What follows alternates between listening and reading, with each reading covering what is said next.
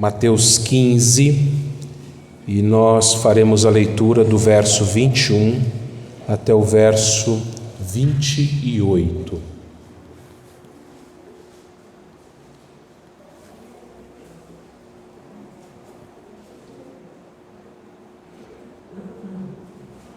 Continuando a nossa série Encontros com Jesus, hoje nós veremos mais uma pessoa encontrando-se com Jesus. Diz assim o texto, irmãos: partindo Jesus dali, retirou-se para os lados de Tiro e Sidom. E eis que uma mulher cananeia, que viera daquelas regiões, clamava: Senhor, filho de Davi, tem compaixão de mim. Minha filha está horrivelmente endemoniada. Ele, porém, não lhe respondeu palavra. E os seus discípulos, aproximando-se, rogaram-lhe: despede-a, pois vem clamando atrás de nós. Mas Jesus respondeu: não fui enviado, senão as ovelhas perdidas da casa de Israel. Ela, porém, veio e o adorou, dizendo: Senhor, socorre-me. Então, ele respondendo disse: não é bom tomar o pão dos filhos e lançá-lo aos cachorrinhos. Ela, contudo, replicou: sim, Senhor, porém os cachorrinhos comem das migalhas que caem da mesa dos seus donos. Então lhe disse Jesus: ó mulher, grande é a tua fé, faça-se contigo como queres. E desde aquele momento a sua filha ficou sã. Oremos. Pai querido, nós queremos te agradecer, ó Pai, e te louvar pela tua palavra diante de nós, ó Pai. E tremendo, Senhor, nós nos colocamos diante de ti, Senhor Deus, com temor, mas também com alegria no coração, porque agora nós temos a oportunidade de ouvir a tua voz, Pai. Ó Deus, é uma grande responsabilidade para mim também, Senhor Deus, que o Senhor tenha misericórdia de mim e me use, Senhor Deus, que não seja eu, mas seja o teu Espírito que fale aqui nesta noite, e que este mesmo Espírito, Senhor Deus, abra os corações, abra as mentes daqueles a quem esta mensagem chegar, de todos nós, ó Pai. É o que eu te peço em nome de Jesus. Amém.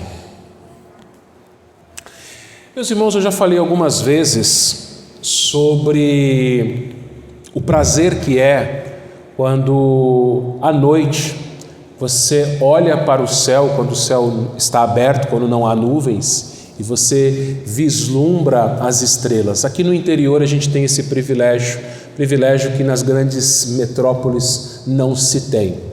Mas essa semana eu estava assistindo no YouTube uma filmagem ao vivo da Estação Espacial Internacional, a ISS. Eles têm alguns canais no YouTube.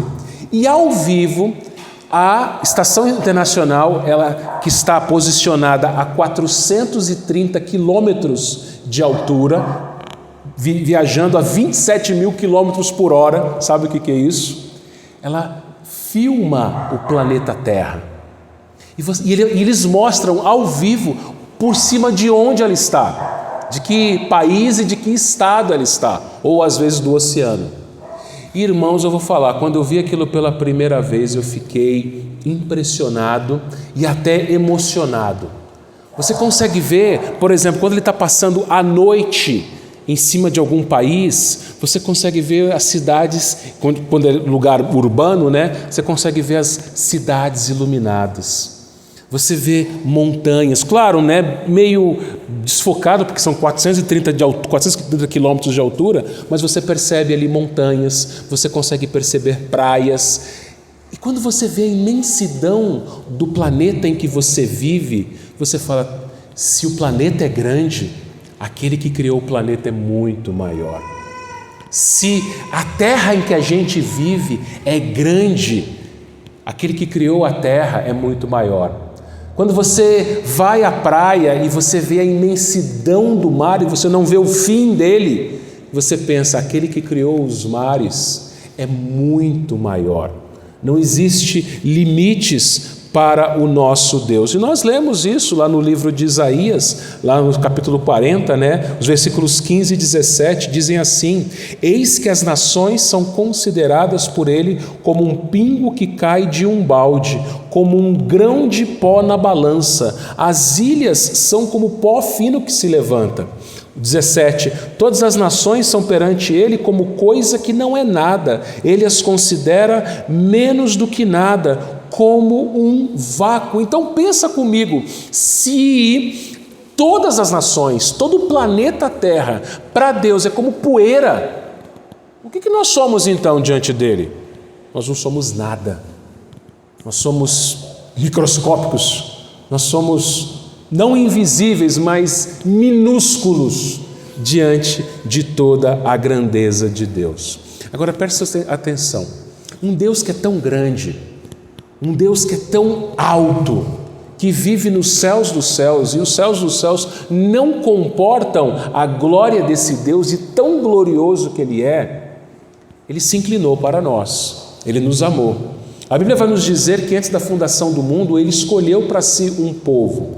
Deus, ele resolveu criar todas as coisas, ele criou esse mundo, as nações foram colocadas nos seus devidos lugares, e Deus escolheu dentre todas as nações pessoas para fazerem parte da família dele. Nós lemos isso lá em Efésios capítulo 2, Nós somos família de Deus, uma família formada por filhos adotivos de lugares diferentes, de jeitos diferentes, de culturas diferentes, pessoas de tudo quanto é canto do planeta Terra. Isso é maravilhoso, meus irmãos, porque, como eu falei, nós não estamos sozinhos nesse mundo. Não é apenas a igreja presbiteriana de Adamantina, mas é a igreja de Cristo espalhada pela face da terra, que cultua a Deus domingo após domingo, que durante a semana adora e glorifica a Deus no seu trabalho, na sua escola, na sua casa. Só que antes do evangelho chegar às nações, o evangelho ele ficou restrito a uma nação.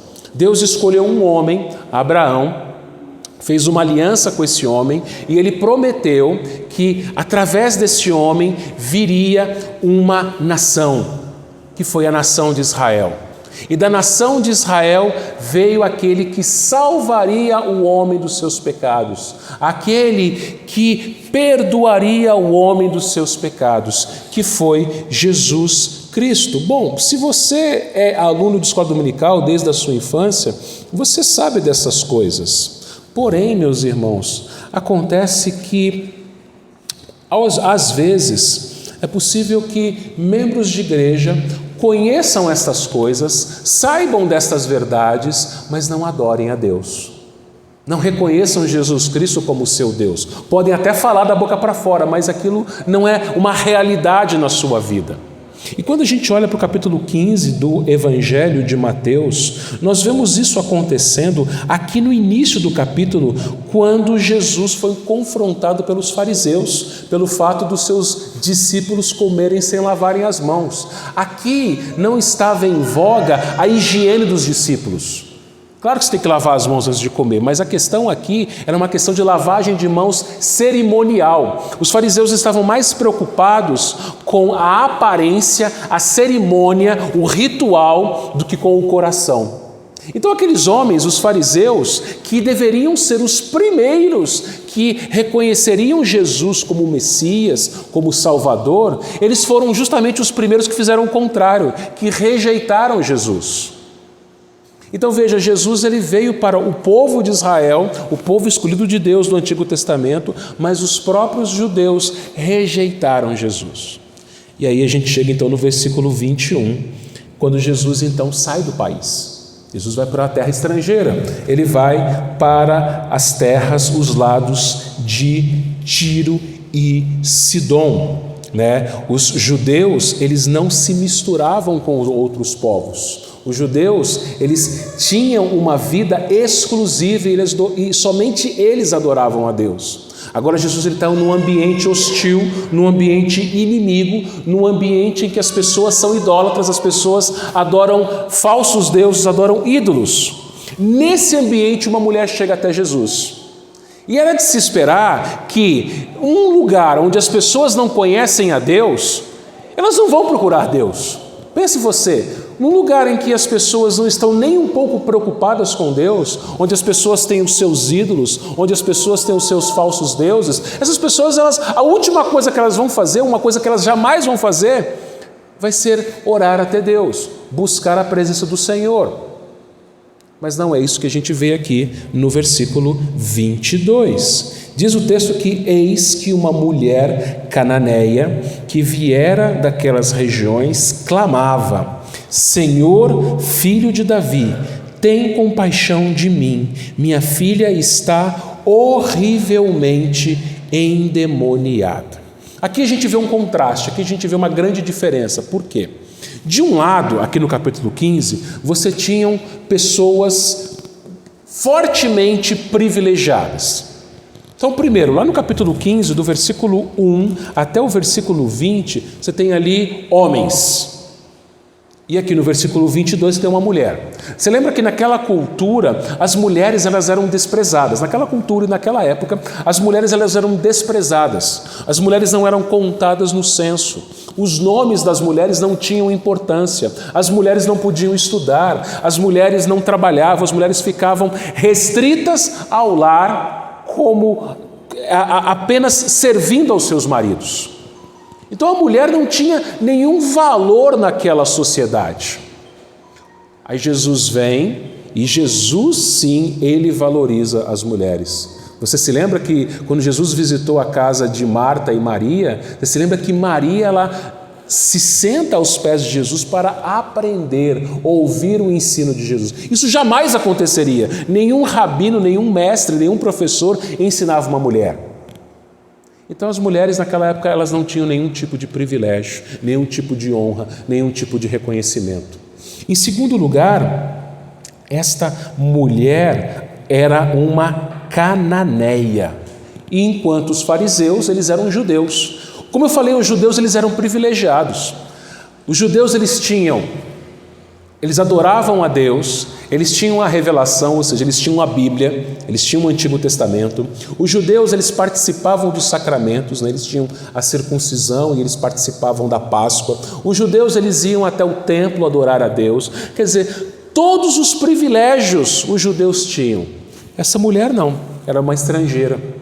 Ela não conhecia a Bíblia, ela não conhecia os sacramentos, ela nunca tinha participado de uma Páscoa, ela nunca tinha participado de um culto. E para piorar, ela era cananeia, não era somente estrangeira, mas era cananeia. Você se lembra de Canaã? Canaã era o filho de Cã. Cã era o filho mais novo de Noé, que foi amaldiçoado por Noé, porque Noé, depois do dilúvio, você se lembra que ele plantou uma vinha, plantou lá uma parreira de uva, daquelas uvas ele fez um vinho, ele se embriagou, ele ficou nu, e o seu filho mais novo, ao invés de proteger a nudez do seu pai, ao invés de honrar o seu pai, Cã, o seu filho mais novo, ele expôs a nudez do seu pai, contando para os outros irmãos. Quando Noé ficou sóbrio, Noé abençoou Sem e Jafé, os outros filhos, e amaldiçoou a descendência de Cã. E o filho de Cã chamava-se Canaã. E do povo de Canaã, dos descendentes de Canaã, Deus amaldiçoou. Foi quando os israelitas chegaram em Canaã e expulsaram os cananeus de lá. Então, aquela mulher, ela vinha de uma terra amaldiçoada, de um povo amaldiçoado, ela mesma era amaldiçoada, enquanto os judeus eles eram abençoados. Isso nos mostra, meus irmãos, que às vezes nós temos todos os privilégios, mas não adoramos o Senhor como nosso Deus. Os fariseus eles tinham todos os privilégios, mas rejeitaram Jesus. Essa mulher não tinha nada, mas o texto diz que ela clamava: Senhor, filho de Davi, tem misericórdia, tem compaixão de mim, porque a minha filha está horrivelmente endemoniada. Ela reconheceu Jesus como Senhor, ele era o dono de todas as coisas. Os fariseus, eles desprezavam Jesus, mas ela reconhecia que Jesus é o Senhor, é aquele que governa, é aquele que é o dono de tudo, o dono da vida dela. Ela reconheceu que Jesus era o filho de Davi, ou seja, que ele é rei, ele era da linhagem, da família de Davi. Ela viu que Jesus tinha autoridade. E ela se humilha diante de Jesus quando ela fala: tem compaixão de mim. Ela reconhece que ela não merecia nada. E ela era mãe, ela tinha uma filha horrivelmente endemoniada. Meus irmãos, aqueles aqui que são pais, creio que quando seus filhos sofreram, ou se ainda estiverem sofrendo, creio que vocês oram pelos seus filhos. Que pai crente que não ore pelo seu filho? Que mãe crente que não ore pela sua filha ou pelo seu filho? A SAF, já há alguns anos, tem um ministério chamado Projeto Ana, mães que oram pelos seus filhos. Irmãos, nós sabemos que muitas pessoas vieram a Cristo por intermédio da oração de suas mães. Muitos de nós aqui somos sustentados pelas orações de nossas mães. E essa mulher aqui, uma mãe, ela vai até o Senhor porque a sua filha está sofrendo, a sua filha ela está enferma espiritualmente. E quantos crentes, pais crentes têm seus filhos enfermos, não somente na enfermidade física, mas estão também sob o domínio de Satanás. Porque quem não é crente não está sob o domínio de Satanás. Quem não serve a Deus, serve ao diabo. E quantos pais oram pela salvação dos seus filhos? Quantas mães oram pela salvação de suas filhas? Eu creio que muitos de vocês devem conhecer um pastor chamado Charles Spurgeon. Mas acredito que ninguém aqui nunca ouviu falar da mãe dele, da mãe de Charles Spurgeon. E Charles Spurgeon ele escreveu que a sua mãe, todos os domingos à noite, reunia os filhos para o culto doméstico. E ela orava pelos seus filhos. Mas teve uma oração que ele nunca se esqueceu. E ele escreveu essa oração. Ele diz assim, a oração da mãe dele com relação aos filhos. Ela está orando pelos filhos. E ela disse o seguinte: agora, Senhor, se os meus filhos continuarem nos seus pecados, não será por ignorância que eles perecerão, e com muito zelo minha alma dará testemunho contra eles no dia do julgamento, se não se apegarem a Cristo. A mãe dele dizia o seguinte: Senhor, se eles morrerem sem Cristo, a culpa não é minha, eles ouviram. Então, a mãe de Charles Spurgeon, ela orava pelos seus filhos, orava pela salvação dos seus filhos. Quem nunca ouviu falar a respeito da mãe de Agostinho, que orava pela salvação do seu filho, que vivia na promiscuidade? E ele foi salvo por intermédio da oração de sua mãe. Então aqui, meus irmãos, essa mulher ela clamava ao Senhor porque a sua filha estava enferma espiritualmente. Chegando no versículo 23, nós lemos o seguinte: ele, porém, não lhe respondeu palavra, e os seus discípulos, aproximando-se, rogaram-lhe: despede-a, pois vem clamando atrás de nós. Vejam, meus irmãos, muitas vezes sofremos algumas tribulações com o objetivo de nos aproximarmos de Deus. Aquela mulher, ela não conhecia ao Senhor, ela não era do povo de Deus, ela era uma estrangeira. Jesus, ele não tinha nenhuma obrigação de passar por Tiro e Sidom.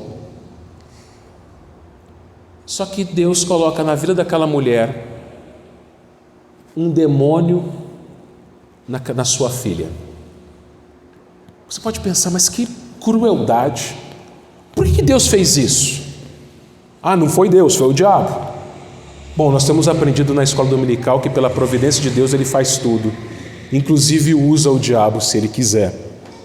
Mas aqui nós vemos que aquela mulher passava por uma aflição ao ver a sua filha enferma, ao ver a sua filha endemoniada. E porque Jesus passou pelo lugar onde aquela mulher estava, ela clamou a Jesus. Irmãos, às vezes a gente passa por aflições justamente para isso, para clamar a Jesus. Quando a coisa está boa, quando as coisas estão tranquilas, quando a sua vida está em paz, está tudo muito bem, quando as contas estão pagas, quando a conta bancária está no azul, quando você está saudável, quando os seus filhos estão bem, você não vai orar tanto do que quando as coisas estiverem ruins. E quando as aflições vêm, quando as tribulações vêm, nós oramos mais. Nós buscamos mais a Deus, nós clamamos mais ao Senhor, nós nos prostramos mais diante dEle, não é verdade? Quando alguém fica doente, você ora mais.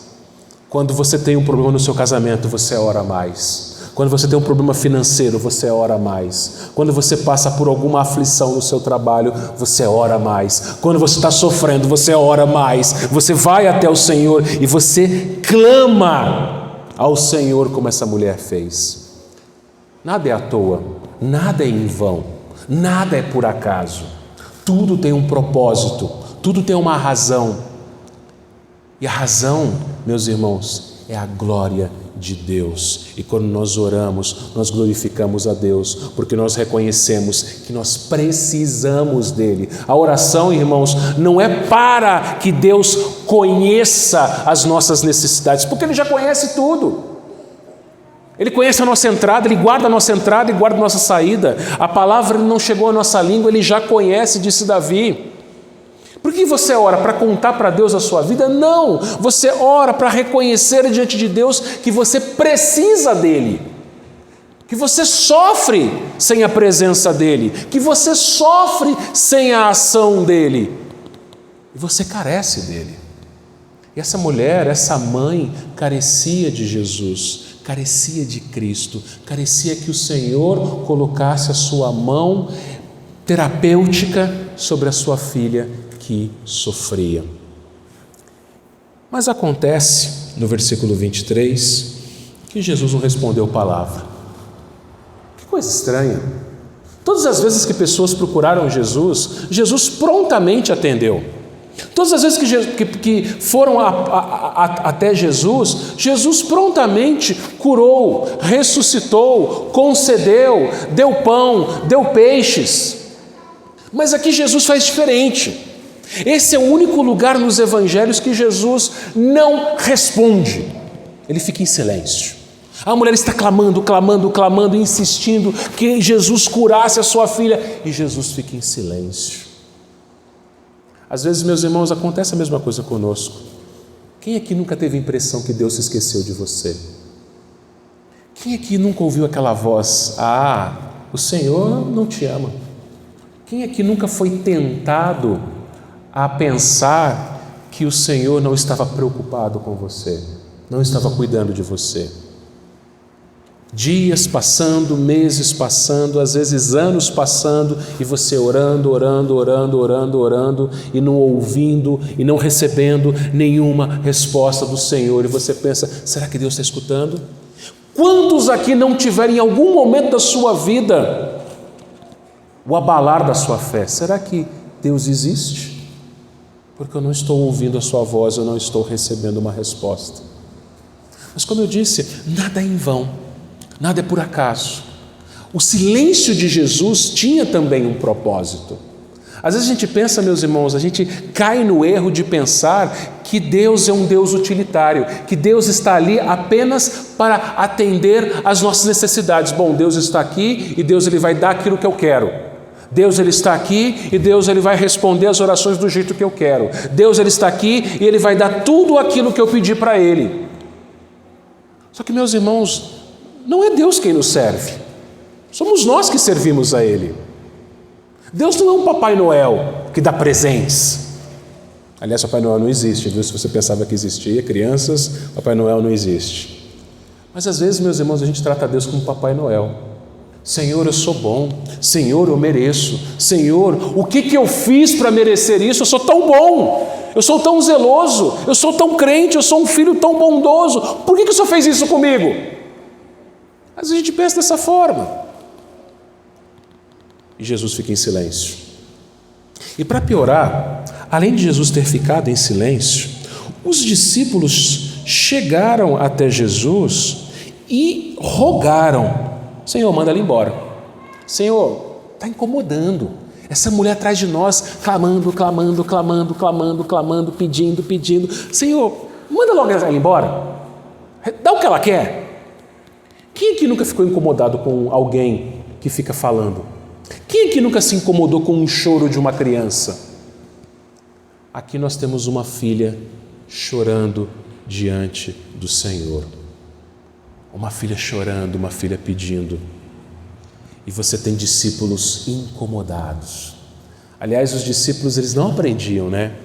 Eles se incomodavam com a multidão que apertava Jesus. Eles se incomodavam com a multidão que foi até Jesus. E no dia de folga deles, você se lembra, nós já falamos sobre esse texto algum tempo atrás. E eles falaram, Jesus, despede o pessoal. Eles têm que comprar coisa para comer. Jesus falou assim, dá o que comer vocês. Não, mas a gente não tem. Jesus falou assim, procura.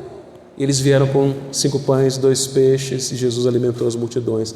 Veja, mesmo próximos de Jesus, eles não conseguiam entender quem era Jesus. E Jesus aqui, ele se cala. Existe uma aparente demora de Jesus em atender a mulher por 2 motivos. Primeiro, para ensinar a mulher, para que ela aprendesse e se humilhasse ainda mais. E segundo, para ensinar os próprios discípulos. Às vezes, irmãos, a demora de Deus, ela tem o motivo de ensinar outras pessoas. Tudo que Deus faz, e até aquilo que Ele não faz, é didático. Tem alguma lição. Então, quando Deus, Ele não responde a sua oração no tempo que você esperava, quando Deus demora a responder a sua oração, durante esse tempo de espera, Ele está te ensinando. Ele não ensina apenas quando Ele responde, mas durante o tempo de espera, você já está aprendendo a ser perseverante, aprendendo a ser humilde, aprendendo a confiar, aprendendo a depender dEle. E outras pessoas, as pessoas ao seu redor, elas também aprendem a olhar para a sua fé. Eu já soube de casos, meus irmãos, e até conheci pessoas assim, em que estavam crentes, que estavam enfermos, enfermidades graves, e essas pessoas, esses crentes oravam, Senhor, faça a tua vontade. E os filhos dessas pessoas, os filhos desses crentes, não eram convertidos. E aí depois da morte desses irmãos é que os filhos se converteram, porque eles viram a fé dos seus pais diante da enfermidade, diante da tribulação. Então, quando as pessoas observam você, tem pessoas que nunca leram uma Bíblia, mas elas te observam. As pessoas, os seus colegas de trabalho, os seus colegas de escola, os seus vizinhos, os seus amigos, os seus familiares, eles te observam. Quando você passa por tribulação, eles estão te observando. O que você vai fazer? Você vai reclamar? Você vai murmurar? Você vai colocar a culpa nos outros? Ou você vai glorificar a Deus? Ou você vai ter um coração tranquilo? Ou você vai ficar em paz? Ou você vai louvar a Deus diante das tribulações? Porque as pessoas observam. Os discípulos, eles iam observar qual seria a reação daquela mulher. No versículo 24, Jesus respondeu: não fui enviado senão as ovelhas perdidas da casa de Israel. Jesus parece aqui que é grosso. Que resposta grossa é essa? É como Jesus aqui está dizendo o seguinte: eu não vim para essa mulher. Ela é estrangeira, ela é cananeia, ela é do povo amaldiçoado. Eu vim para os israelitas, eu vim para os filhos de Abraão, eu vim para o meu povo. É isso que Jesus está ensinando aqui. E de fato, Jesus naquele momento, ele tinha vindo, naquele momento, para os judeus. Jesus, ele foi chamado de rei dos judeus até na sua morte, quando Pilatos colocou uma placa sobre a cruz escrito: Jesus Cristo, Jesus Nazareno, rei dos judeus. Só que depois da morte, da ressurreição de Jesus, o que Jesus ele vai dizer aos seus discípulos lá em Mateus capítulo 28? Toda autoridade me foi dada no céu e na terra. Ide, portanto, fazer discípulos de todas as nações. Até a sua morte e ressurreição, Jesus era o rei dos judeus. A partir daí, o evangelho se estende a todas as nações. Então aqui a mulher ainda não tinha recebido essa graça, ou as nações não tinham recebido essa graça. Então é isso que Jesus está explicando. Olha, eu vim para Israel. Mas o evangelista João, o apóstolo João, vai nos dizer lá em João capítulo 1, versículos 11 a 13, o seguinte, se você puder abrir em João 1, de 11 a 13, vai dizer assim: veio para o que era seu, e os seus não o receberam.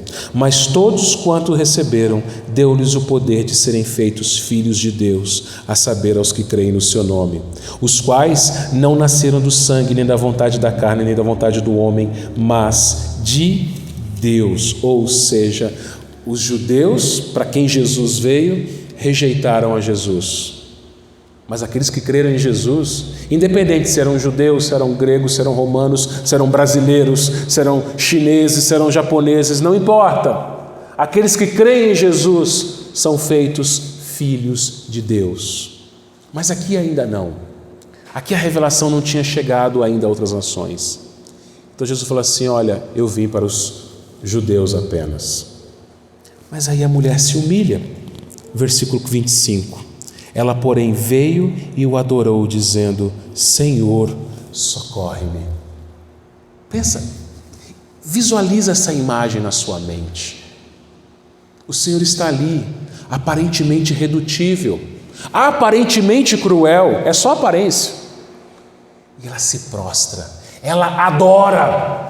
Aquela mulher que vinha de uma nação que adorava ídolos, ela abandona os ídolos dela, ela abandona os falsos deuses, aqueles deuses que têm mãos, mas não pegam, têm pés, mas não andam, têm boca, mas não falam, eles não resolviam nada. A confiança daquela mulher não se dava mais em homens, não se dava mais em matéria, não se dava mais em criaturas, ela confiava apenas em Jesus. Ela abandonou tudo, só Jesus que importava para ela. E ela pede socorro. O meu socorro vem do Senhor que fez os céus e a terra. Eleva os olhos para os montes, de onde me virá o socorro. Quem que te socorre? Quem que é aquele que te acode na aflição? Quem que é aquele que enxuga suas lágrimas quando você sofre? Quem que é aquele que te dá esperança quando ninguém tem esperança?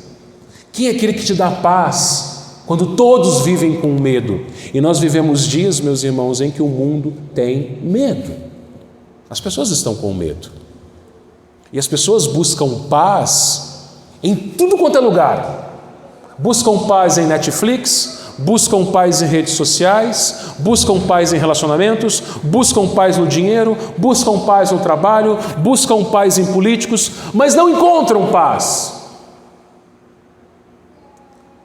O único socorro, a única solução, o único que poderia dar paz ao coração daquela mulher era Jesus, o Filho de Deus. Então ela o adora. Irmãos, como eu disse, Deus às vezes Ele manda aflição na vida da gente para a gente chegar mais perto dEle. E nós às vezes idolatramos o nosso trabalho, idolatramos a nossa família, idolatramos os nossos bens materiais, idolatramos a nossa casa, idolatramos o nosso ego. E aí Jesus joga uma bomba na vida da gente. E aí você não tem para onde olhar, você não tem onde buscar socorro, a não ser em Cristo. E aí Jesus então, Ele abre a sua boca novamente e Ele diz uma frase ainda mais enigmática, que muita gente não entende o que significa isso. Muita gente fala assim: mas o que significa essa frase de Jesus? Ele disse, versículo 26, Ele respondeu dizendo: não é bom tomar o pão dos filhos e lançá-los aos cachorrinhos. Que coisa estranha. Bom, vamos pensar aqui do que Jesus está falando. Não é bom tomar o pão dos filhos e lançar aos cachorrinhos. Quem aqui tem cachorro em casa? Você sabe que você ama seu cachorro, você cuida do seu cachorro, você alimenta o seu cachorro, ou cachorros, para quem tem mais de um. Mas os filhos vêm primeiro. Famílias normais, tá?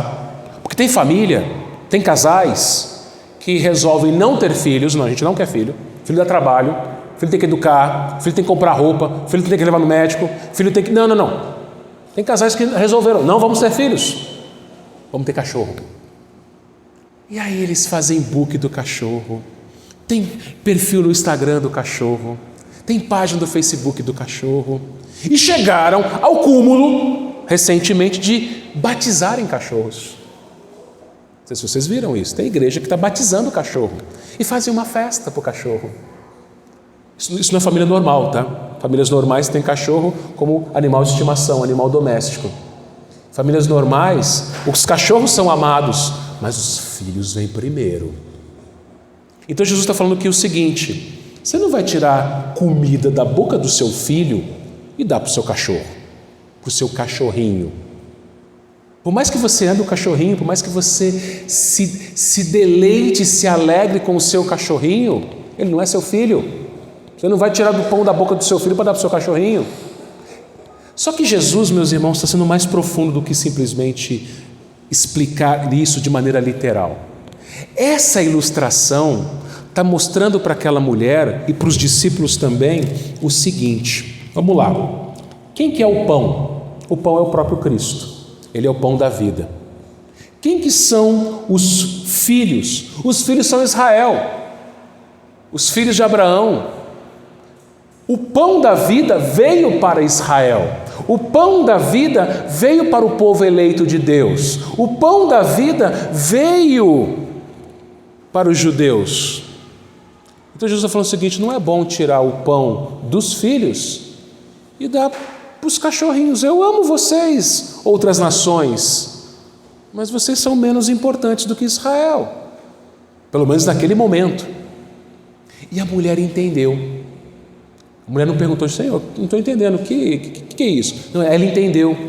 Olha o versículo 27. Ela contudo replicou: sim, Senhor. Olha, ela entende. Porém os cachorrinhos comem das migalhas que caem da mesa dos seus donos. Sabe o que ela está falando aqui? Está falando o seguinte: Senhor, realmente eu não sou filha. Senhor, realmente eu não faço parte da nação de Israel. Senhor, realmente eu não tenho o privilégio de conhecer a Tua palavra. Eu nunca participei de uma Páscoa. Eu nunca estudei a Tua palavra. Eu estou no mundo, eu vim do mundo. Eu não sou nascida na igreja. Eu nunca participei de uma escola dominical. Eu nunca participei de um culto. Eu nunca fui num acampamento. Eu nunca li a Bíblia. Eu sou uma cachorrinha. E eu me contento com as migalhas. Eu não quero pão.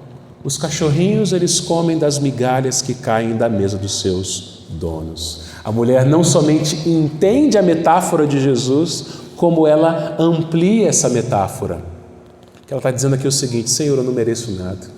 Eu sou uma pobre coitada. Eu sou uma cananeia amaldiçoada, de um povo amaldiçoado. Eu sou uma pobre coitada que não é participante das bênçãos da aliança. Eu sou uma pobre coitada, eu não conheço a palavra de Deus. Eu não sou uma pobre coitada, eu não faço parte do povo de Deus. Mas eu quero só as migalhas que o Senhor me der. Sabe o que essa mulher está demonstrando? Humildade. Os judeus, eles chegavam todos prepotentes diante de Jesus, todos arrogantes diante de Jesus. Eles rejeitaram Jesus, eles não reconheceram Jesus como filho de Davi, como rei, eles não adoraram a Jesus, eles desprezaram Jesus. E às vezes, meus irmãos, tem muito membro de igreja que faz a mesma coisa, não ora, não lê a Bíblia, então despreza a Deus. Quando você não ora, você não busca Deus, você despreza, você não quer falar com Deus. Quando você não lê a sua Bíblia, você também despreza Deus, você não quer ouvir a palavra de Deus.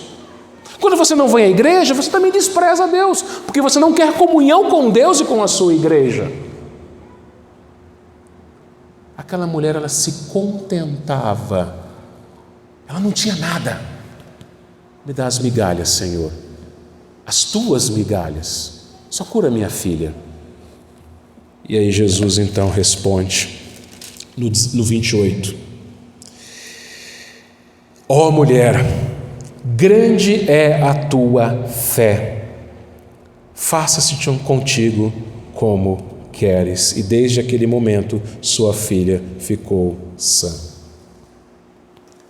Ela não tinha nada, ela não era ninguém, nem o nome dela que é citado, mas ela tinha uma fé que os judeus não tinham. Ela cria que Jesus é o Senhor, é o dono da vida dela, é o dono de todas as coisas. Ela cria que o Senhor é o filho de Davi, é o que governa, é o rei. Ela adora a Jesus, ela abandona os seus deuses falsos e ela adora somente a Jesus. Ela só tem esperança em Jesus. O único que pode dar socorro para ela é Jesus. A única solução para a vida dela é Jesus. Para a sua família, para a sua filha que sofria, é Jesus. Ela não buscava outros. E às vezes, meus irmãos, nós que somos os filhos, a gente fica ansioso, a gente não ora, a gente fica desesperado, a gente despreza o pão. A gente despreza o pão. Sendo que o pão é o único que pode nos dar esperança, é o único que nos socorre, é o único que nos dá paz em meio às nossas aflições. E a atitude dessa mulher ensinou os discípulos, lembra?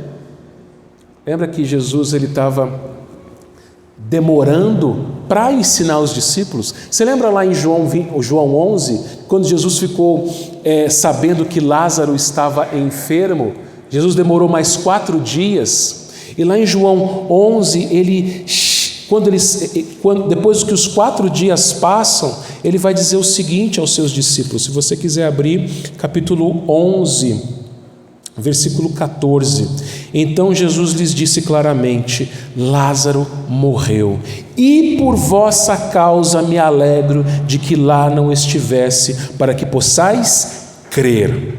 Mas vamos ter com ele. Ou seja, Jesus demorou em atender aquela mulher, demorou entre aspas, mas ele levou mais tempo para atender aquela mulher, para ensinar os seus discípulos, da mesma forma como ele ensinou, quando ele demorou a atender Lázaro, para que os discípulos vissem a fé daquela mulher e aprendessem com aquela mulher, que mesmo ela sendo estrangeira, não participando da igreja, não participando da aliança, ela foi salva porque ela reconheceu que Jesus era o seu único Deus, o único que ele podia socorrer. Então, meus irmãos, concluindo, diante do sofrimento, algumas pessoas praguejam, murmuram, se desesperam, algumas pessoas reclamam. O cristão, ele diante do sofrimento, ele busca o Senhor, ele clama ao Senhor, ele espera no Senhor. Veja, Deus ele não vai te responder no tempo que você quer. Às vezes Deus responde na hora. Eu já tive experiências na minha família em que oramos e quando a gente disse amém, a resposta veio imediatamente. Uma experiência que eu me lembro muito marcante. Mas tivemos muitas outras em que a gente teve que esperar muito. E enquanto a gente espera, Deus ele vai moldando o nosso coração, vai tirando a ansiedade, vai nos tornando pacientes, vai nos tornando cada vez mais perseverantes na oração, insistentes na oração, vai nos ensinando a confiar cada vez mais dele, a depender cada vez mais dele. Ele nos humilha, porque quem somos nós diante do Senhor? Somos cachorrinhos. Nós não fazíamos parte do povo de Deus, nós estávamos separados, havia uma parede de separação que nós lemos lá no livro de Efésios. E agora nós fazemos parte da família de Deus, nós temos o privilégio de não sermos mais cachorrinhos, mas agora nós somos filhos, adotados na família do Senhor. Talvez você esteja passando por algum tipo de aflição e você esteja orando e não veio a resposta ainda. Mantenha-se firme em oração. Saiba que Deus está moldando a sua vida. Saiba que Deus está te ensinando muitas coisas. Saiba também que Deus está ensinando as pessoas que estão ao seu redor. as pessoas da sua convivência, porque elas vão observar a sua reação diante da tribulação. E o Senhor, no tempo certo, na hora certa, Ele vai responder a sua oração. Ele vai responder conforme a vontade dEle, para que Ele seja glorificado como foi aqui. Dando ou não dando aquilo que você está pedindo, mas Ele vai responder, Ele vai te atender e Ele vai ser glorificado para a glória dEle. Que Ele nos abençoe, meus irmãos. Amém.